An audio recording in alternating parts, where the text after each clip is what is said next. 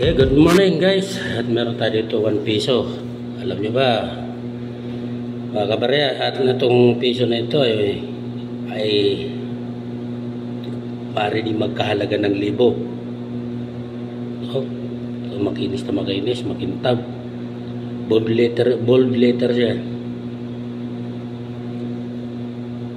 Ito guys, kung bakit ko nasabi na paring libo ang halaga nito at totoong libo ang halaga. Totoong binibili ito ng mga kolektor, mga ganitong coins. Ayan, napapansin nyo. Kung ano napapansin nyo kung bakit nasabi ko na libo din ang halaga nito sa mga bumibili ng mga totoong kolektor. Totoo po, binibili po ng may bumibili po ng mga kolektor at marami rin kolektor na bumibili ng mga ganitong coins na libo din ang halaga. Guys, pa-comment na lang sa comment section kung ano napansin nyo, kung bakit nasabi ko na libo rin ang halaga.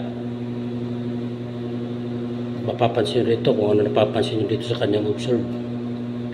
Yun lang guys, at pa-comment na lang kung ano napapansin nyo kung bakit ko nasabi na libo ang halaga.